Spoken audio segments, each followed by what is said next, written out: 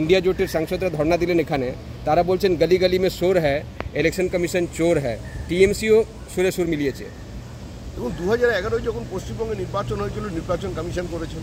2014 নির্বাচন, 2019-এর নির্বাচন, 2021-এর নির্বাচন, 2024-এর নির্বাচন, তখন একবারও তৃণমূল কংগ্রেসের কথা বলে।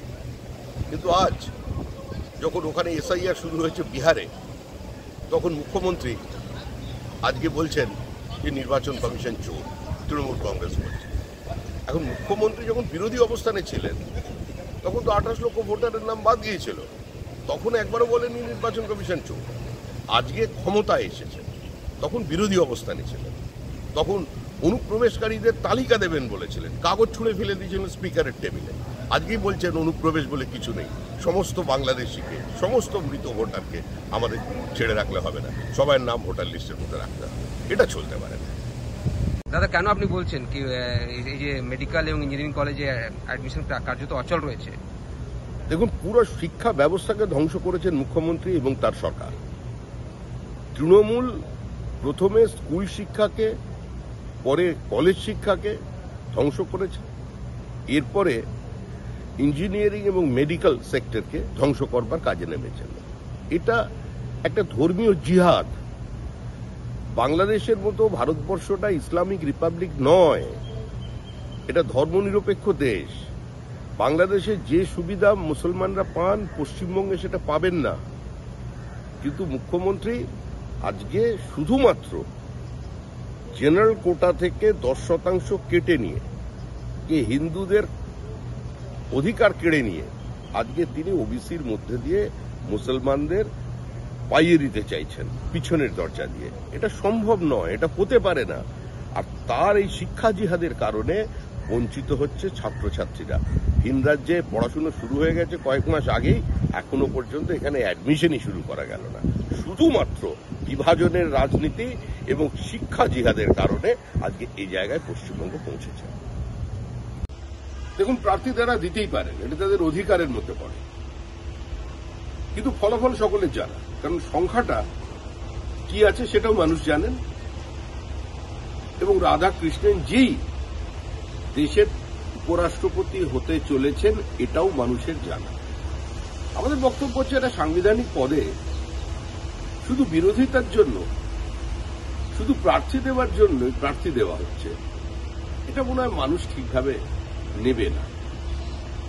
আমরা চাইব শুভবুদ্ধির উদয় হোক, কারণ অতীতেও তার দৃষ্টান্ত রয়েছে। আমাদের রাজ্যের মুখ্যমন্ত্রী মমতা বন্দ্যোপাধ্যায় প্রথমে প্রণব মুখার্জির বিরোধিতা করেছিলেন, তারপর অবস্থান বদল করে আবার প্রণব মুখার্জিকেই ভোট দিয়েছেন। এক্ষেত্রেও আমার মনে হয় তিনি কোনো পথ দেখাতে পারেন, সেটা ভারতীয় গণতন্ত্রের পক্ষে এবং বহুদলীয় ব্যবস্থার সৌজন্যের পক্ষে এটা দৃষ্টান্ত হবে। শ্রমিকদা মেট্রো রেলের প্রজেক্ট উদ্বোধন করতে যাচ্ছেন প্রধানমন্ত্রী, সেখানে মুখ্যমন্ত্রীকে আমন্ত্রণ জানানো হয়েছে। মুখ্যমন্ত্রী দপ্তর থেকে জানা গেছে তিনি এই মিটিংয়ে এইটাতে যোগ দেবেন না। আমরা অবশ্যই তাকে অনুরোধ করবো এই মিটিংয়ে যোগ দিতে। এটা রাজনৈতিক সৌজন্য শুধু নয়, এটা উন্নয়নের ব্যাপার। দেশের প্রধানমন্ত্রী যাচ্ছেন, মুখ্যমন্ত্রী উপস্থিত থাকবেন, এটাই স্বাভাবিক। আর সৌজন্যের রাজনীতি পশ্চিমবঙ্গে কি হয় সেটা মানুষের জানা। সরকারি টাকা খরচা করে জেলায় জেলায় মুখ্যমন্ত্রী যে প্রশাসনিক বৈঠক করেন, সেখানে শুধু তৃণমূল কংগ্রেসের বিধায়করা যান, বিজেপির বিধায়কদের আমন্ত্রণ জানানো হয় না। কারণ ওখানে যে সরকারটা চলেছে সেটা পশ্চিমবঙ্গ রাজ্য সরকার নয়, সেটা তৃণমূল কংগ্রেস সরকার। আর এখানে যে সরকার চলছে সেটা বিজেপি সরকার নয়, এনডিএ সরকার নয়, ভারত সরকার। তো সেই হিসেবে তাকে আমন্ত্রণ জানানো হয়েছে। আমন্ত্রণ ভবিষ্যতেও জানানো হবে।